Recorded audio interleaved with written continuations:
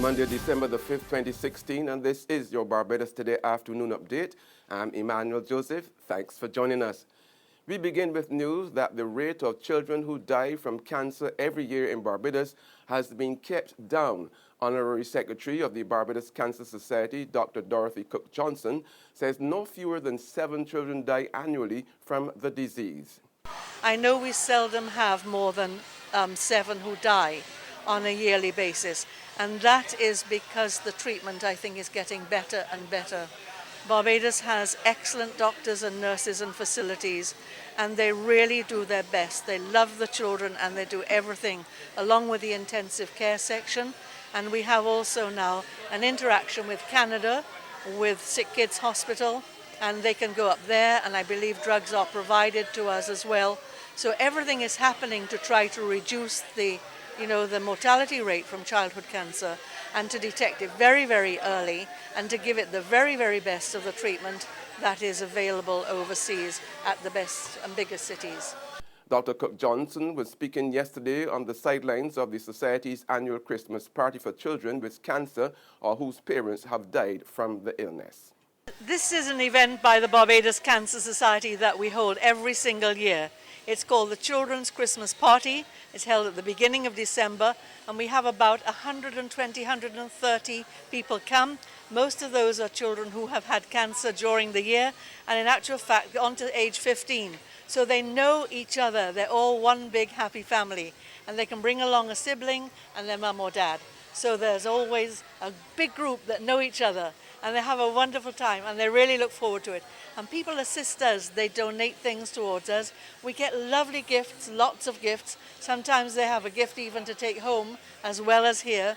Opposition Leader Mia Mottley says the country could have been better off had the government allocated a portion of the $28 million spent to build the housing project at the Grotto in St. Michael, and which continues to be unoccupied for over 2 years now. Making a case for representation on behalf of St. George North MP Dwight Sutherland at a branch event last evening, Mottley claimed that the people of that constituency had been punished by the government for the past 8 years. Now you can imagine if that money, a fraction of it, was spent on ensuring that the roads all across the country of Barbados could have been fixed. How many people in here have stories of having to go and buy tires, having to go and get shocks, having to go and get the arms repaired? I can tell you the same thing happened to me. And if I have a Jeep and it happened to a big Jeep, imagine what happened to smaller cars. This is what you are doing. And when I come back to the theme of representation, this is what I'm talking about. Heaven on earth, it's all been so thrilling.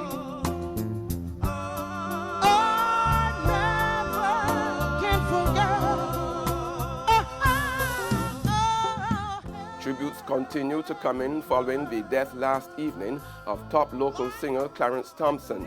Thompson, who was found dead at his South Lowland Drive, Green Hill, St. Michael home just after 6 o'clock, was a lead singer with the Opals. Thompson, known for his silky, high-register voice, popularized such songs as Lucy's Door, Express Yourself, and Eternal Love. Veteran entertainer Richard Stout said this morning that one of the greatest voices in the world had been silenced.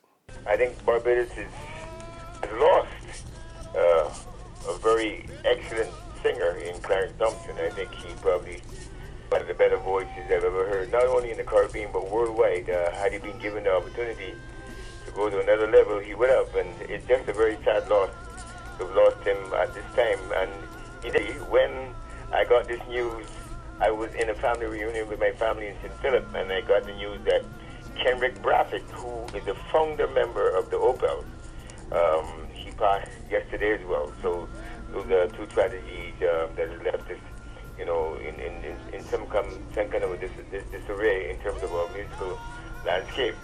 But I want to extend my sympathies to both gentlemen, and I hope that God will keep the families together and keep them safe, and may they rest in peace.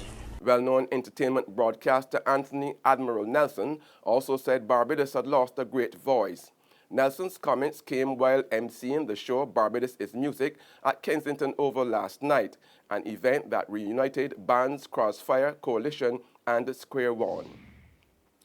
In sports now, Sepp Blatter lost his appeal against a 6-year ban by FIFA today and now has more serious legal cases lined up against him.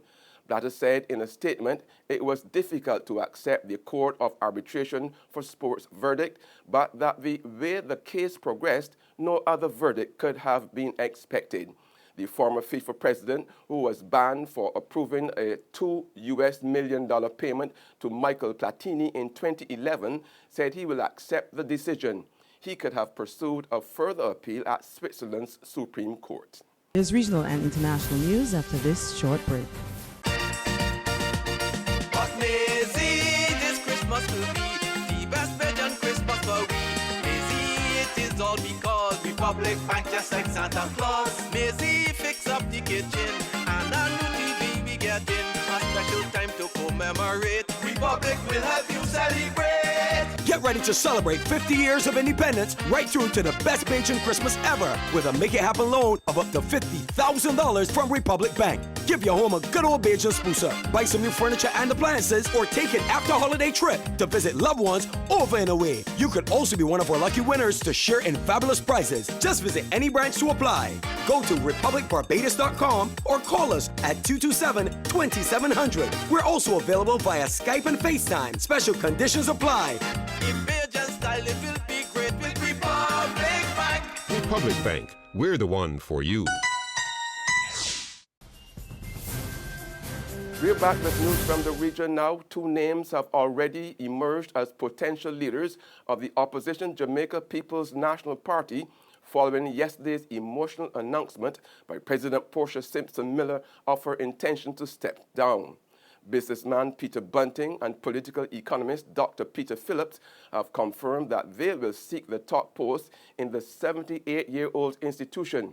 But the name of medical practitioner Dr. Wakama McNeil is also expected to be thrown into the hat as well. Opposition leader Simpson Miller yesterday announced at the meeting of the party's highest decision-making body that she will not be seeking re-election as leader of the PNP at the annual conference next September, adding fuel to the growing disunity within the party.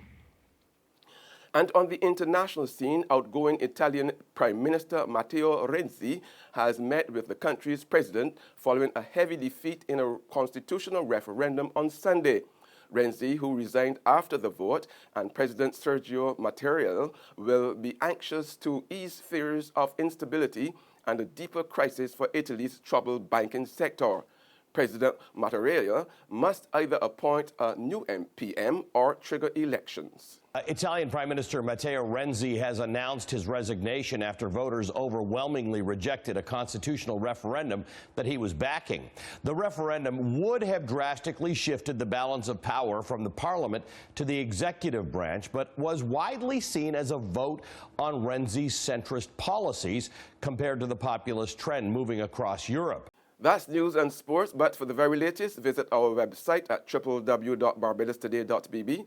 Also subscribe to our e-paper email updates and like us on Facebook. We're also on Izumi Media in bus terminals or Screenplay at supermarkets and gas stations near you, as well as Channel 99 on Flow TV and Mix 96.9 FM. I'm Emmanuel Joseph. Have a fantastic day.